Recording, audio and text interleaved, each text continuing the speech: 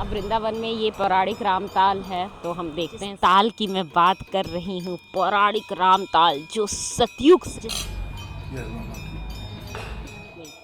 भक्ति वेदांत हॉस्पिटल के सामने से आपको लेन दिखेगी। बाबा प्रेमानंद जी महाराज हैं वो सोसाइटी जिन्होंने रोक लगा दी थी कि बाबा प्रेमानंद महाराज जी अपनी परिक्रमा ना करें। ये है वो सोसाइटी NRI ग्रीन्स। बाद में इन्होंने माफी मांगी। सभी लोगों का एक बार फिर से स्वागत है हमारे चैनल युगल यात्रा में। लाइक शेयर और सब्सक्राइब जरूर कीजिए। और अब हम निकलते हैं वृंदावन धाम की तरफ। इन लोगों से विदा लेते हैं और अपनी यात्रा की शुरुआत करते हैं। तो प्यार से बोलो जय श्री राधे। चालू पैकिंग चलो बाय। ठीक है बाय। और जल्दी बनाइए प्रोग्राम। जल्दी हाँ अकेले नहीं, भाभी चाहता है अकेले तो तू आ ही नहीं आता है। हाँ। अब हम लोग अपने दोस्तों के घर से निकल रहे हैं और हमारा प्लान चेंज ही होता रहता है। अब हमने प्लान किया है कि अब हम फिर वृंदावन जाएंगे। ये देखिए कैसे बाइक भी निकाली जा रही है। क्रॉसिंग गिरी हुई है और भाई इतने आराम से साइकिल निकलती है उतने आराम से तो ये लोग बाइक निकाल रहे हैं। और ट्रेन आ रही है लेकिन वाह, जियो इंडिया के शेरों जियो। सेफ्टी हाइजीन इन दो चीज़ों से तो इन लोगों का कोई लेना देना नहीं है। पेशेंस नाम की कोई चीज़ नहीं है। जैसे लगता है कि इंडिया का हर इंसान टाटा अंबानी है। लो भाई ट्रेन भी आ गई हमारी।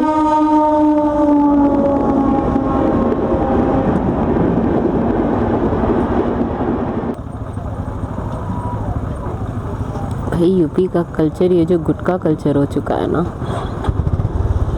इसने तो बर्बाद कर रखा है। पैकेट पे लिखा है गुटखा खाने से कैंसर होता है, लेकिन मजाल है गवर्नमेंट गुटखा कंपनी को बंद कर दे।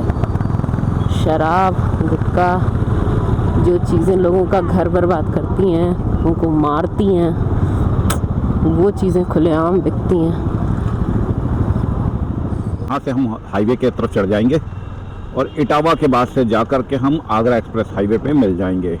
तो ये NH 19 है। अब इस पे हम चढ़ने वाले हैं और यहाँ से फिर स्ट्रेट चलते रहना है, चलते रहना है। ये वही फ्लाईओवर है जिसका नाम मैंने रख दिया है चलते रहना है, चलते रहना, क्योंकि ये ख़त्म होने का नाम ही नहीं ले रहा है। ऑलरेडी हमने 15 किलोमीटर की कम से कम मिनिमम इस पर राइड की थी और ये चलती रही। आगे कितने किलोमीटर की है पता नहीं। ये अपने आप में यूनिक फ्लाईओवर है भाई, एकदम आउटर है पूरे कानपुर को और ये बाहर निकाल देगा। तो चलिए हमारे साथ बने रहिए और आप भी इस सफ़र का एंजॉय कीजिए, इस फ्लाईओवर का भी एंजॉय कीजिए। भाई जाम ना लग जाए। वो तरीकी ये तो जाम है। हमें तो नहीं लगा था कि जाम मिलेगा। शुरुआत ही भाई जाम से हो गई। ये क्या भाई हाईवे पे क्यों जाम लग रहे हैं? किसी की कोई गाड़ी खराब हुई होगी पक्का, नहीं तो ऐसे तो हाईवे पे जनरली जाम नहीं लगते हैं। किसी ट्रक वाले ने कुछ कर दिया होगा कांड, या कोई गाड़ी खराब हुई होगी। चलो अब तो चलना ही है तो चलते रहें। अभी हमारे साथ मज़े लेते रहें। और अब आपको हम जो ट्रिप कराने चल रहे हैं वो वृंदावन का है, श्वेता ने बताया। तो वृंदावन में भी कान्हा जी के दर्शन करेंगे, नीम करोली बाबा के दर्शन करेंगे और अगर पॉसिबल हुआ तो प्रेमानंद महाराज जी के भी दर्शन करेंगे। तो बने रहिए हमारे साथ और प्लीज़ लाइक और सब्सक्राइब ज़रूर कीजिए, क्योंकि आपका सब्सक्राइब हमें मोटिवेट करता है इसी तरह के नए वीडियो बनाने के लिए। तो जुड़े रहें और बने रहें। हर हर महादेव। अब ये आपको टोल नज़र आने वाला है जिसे हम क्रॉस करेंगे। तो फिलहाल यहाँ से वृंदावन 300 किलोमीटर दूर है। देखते हैं हम कितनी देर में पहुँचते हैं, क्योंकि ट्रैफिक बहुत है। तो हम तो क्रॉस कर लेंगे ये टोल।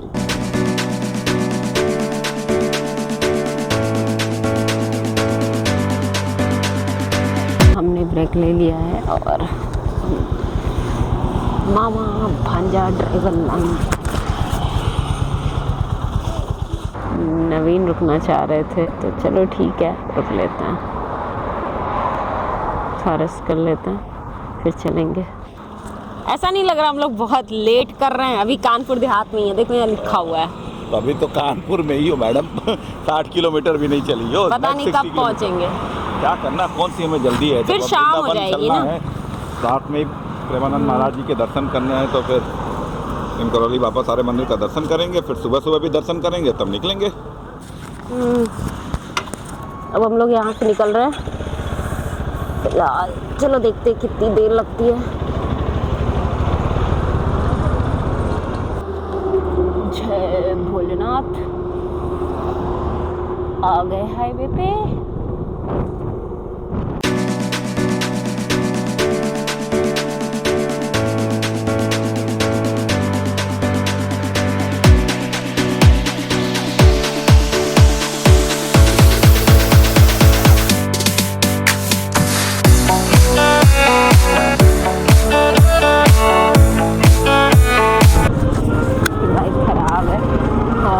ये ऑटो में बैठकर उनको बांधा हुआ है और साथ साथ में खींच रहे हैं। ऐसी ऐसी चीज़ें इंडिया में देखने को मिलेंगी। ऐसा फर्स्ट टाइम हो रहा है कि नींद आ रही है बाइक पे, मतलब आज तक कभी नींद नहीं आई थी। शायद ये मौसम ही ऐसा है। नींद से पहले नवीन को नींद आई, तो फिर हमने रेस्ट लिया और अब मुझे ऐसा लग रहा है कि बस झपकी आ जाएगी। ये सामने है बुंदेलखंड एक्सप्रेसवे और ये चित्रकूट के लिए अगर जिसे जाना वो यहाँ से लेफ़्ट ले लेगा। हमें तो स्ट्रेट चलना है क्योंकि हमें आगरा एक्सप्रेसवे हाईवे पकड़ना है।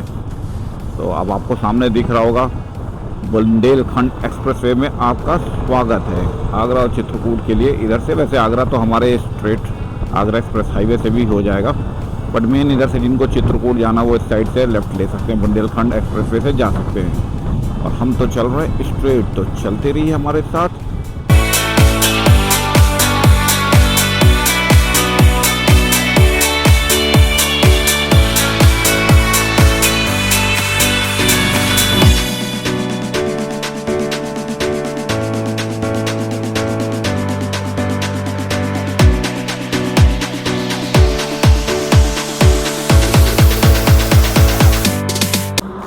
तो ऐसे ही रैंडम हम रुक गए और हमें गोलगप्पे दिख गए, तो बस मन में लालच आ गई कि भाई जल्दी से पहले गोलगप्पे फिनिश करते हैं। तो गोलगप्पे खाए, बहुत ही टेस्टी थे, मज़ा आ गया।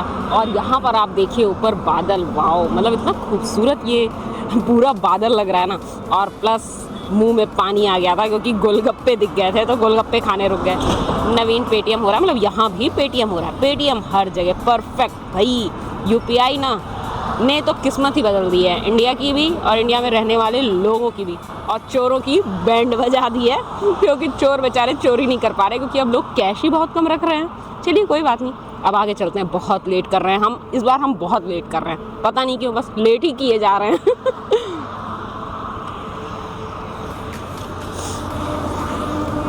आ जाओ नवीन भाई, कितनी देर कर रहे हो, जल्दी चलो। इस बार हम लोग कितना लेट कर रहे हैं। तो ठीक है, बिल्कुल जैसे लग रहा है रेत भी ऐसे ही डिज़ाइन सा हो जाता है, नहीं? बिल्कुल वैसा ही डिज़ाइन है पूरे आसमान का।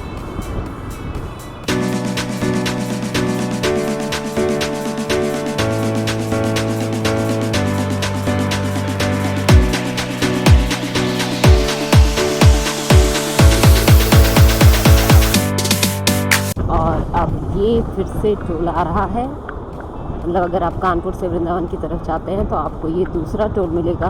और प्रयागराज से टूवर्ड्स दिल्ली हम जा रहे हैं तो आपका ये छठा टोल होगा।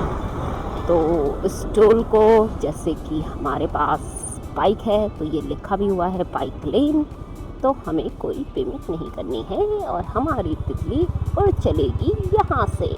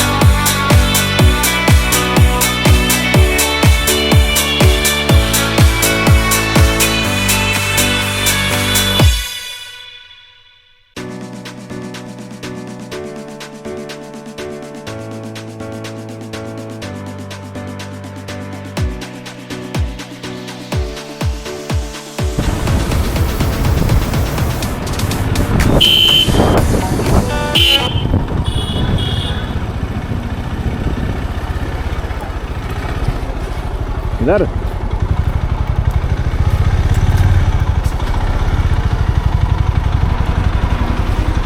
Auto cut.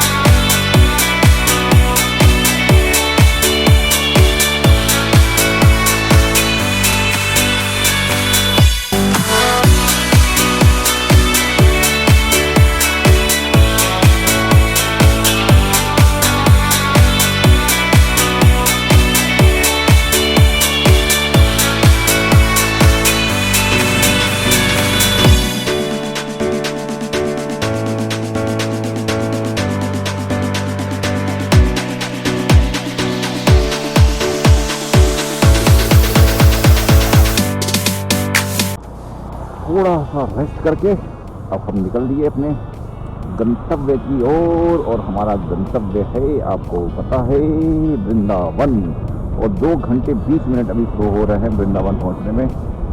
चलते हैं वृंदावन में, दर्शन करते हैं। राधा राधा। शाम के 4:30 हो रहे हैं, बट ऐसा लग रहा है कि एकदम अंधेरा। पर अभी देखो सडन धूप आ गई। जिससे मैं बोलने सोच रहा था थोड़ी धूप तेज हो गई, नहीं तो अभी तो जैसे एकदम बादल टाइप का छाया हुआ था। से आगरा तक का जो टोल है वो 90 रुपीज़ का लगा हमें। उसके बाद से फिर आगे इंटर कनेक्ट वाला जो रहेगा, इंटरसिटी जो टोल होगा, उसका भी लगभग 25-30 रुपये के करीब करीब का है।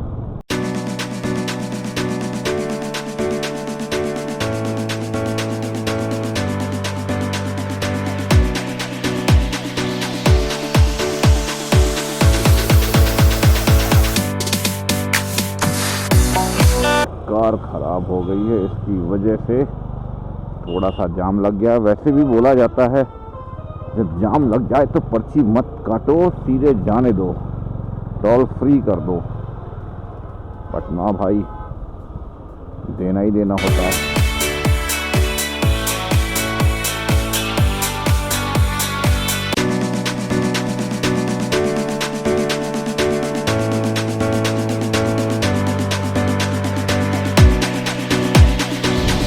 किलोमीटर के बाद से हम एग्जिट कर जाएंगे और चढ़ जाएंगे आगरा एक्सप्रेसवे पे, सॉरी यमुना एक्सप्रेसवे पे।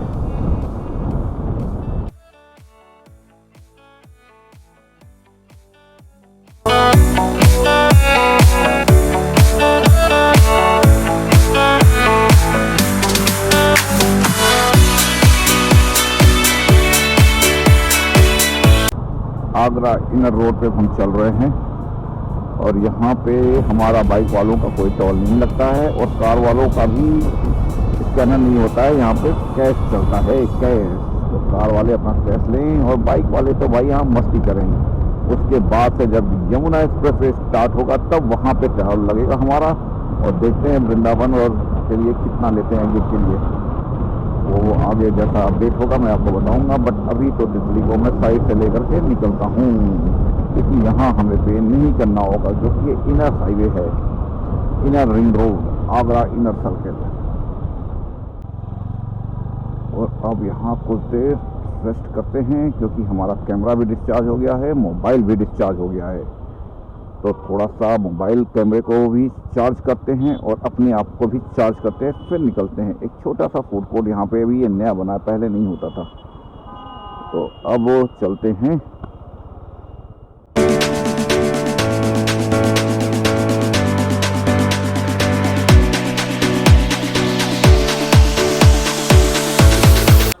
और ये आप देखिए, ये कुंभ से लौटे लोग हैं। आगरा एक्सप्रेसवे के बाद जो ना शोर हो रहा, आगरा एक्सप्रेसवे के बाद जो फर्स्ट फूड स्टॉल पड़ता है, ये वहाँ की क्राउड है और सब यहाँ टूट पड़े। लोग कहते हैं मंदिर बनने से रोज़गार नहीं आएगा, इससे नहीं रोज़गार आएगा, लेकिन कुंभ से तो पूरे इंडिया में रोज़गार आ गया। ये तो हमने भाई अपनी ट्रिप में देख लिया। ढाबे वाले, फूड कोर्ट वाले हैं जो करोड़पति हो जाएंगे।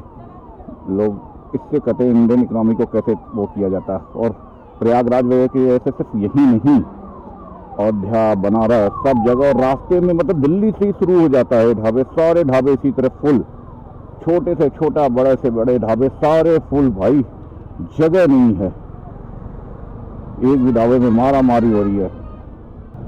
यमुना एक्सप्रेस वे पर आपका स्वागत है। धन्यवाद जी, हमारा स्वागत करने के लिए आपको बहुत बहुत धन्यवाद। अब आगे टोल आएगा, टोल आएगा, टोल आएगा। टोल आने के बाद यहाँ पे की पर्ची भी कटेगी इस टोल पे।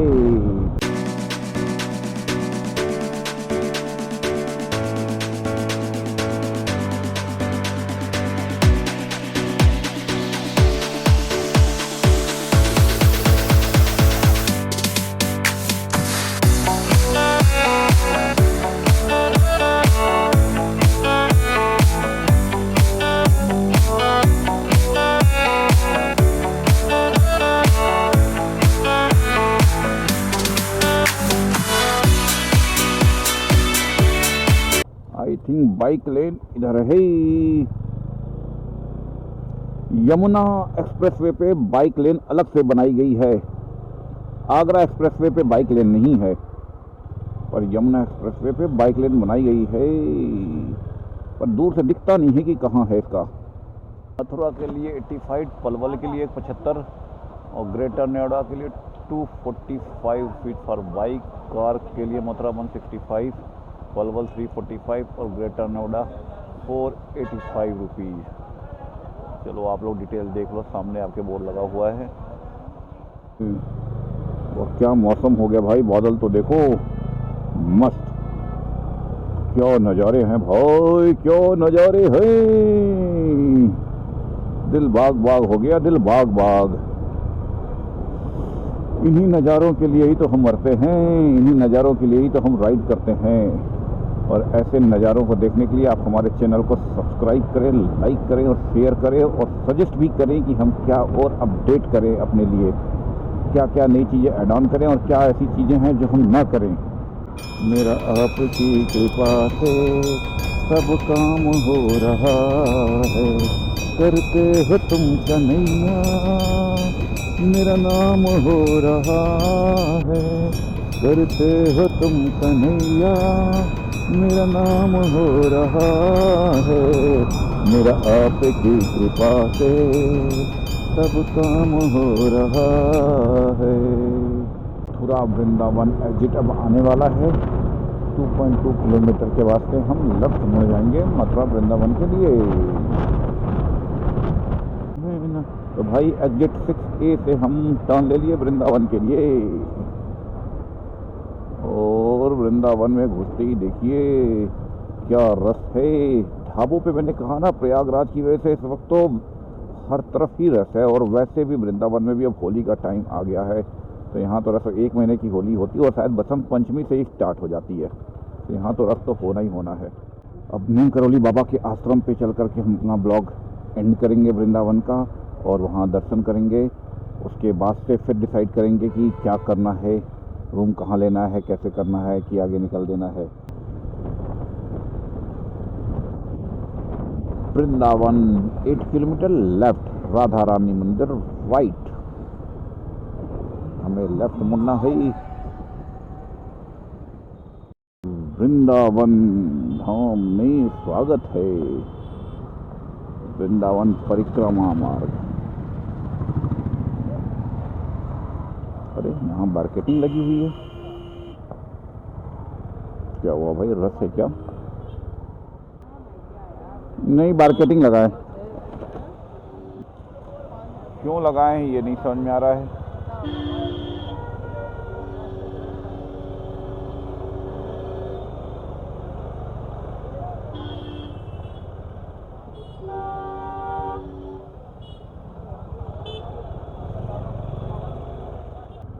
करौली बाबा की जय।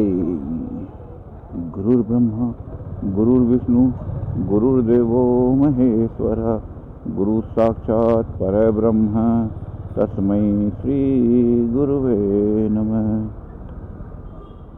नीम करौली बाबा की जय। फाइनली हम नीम करौली बाबा के आश्रम में आ गए।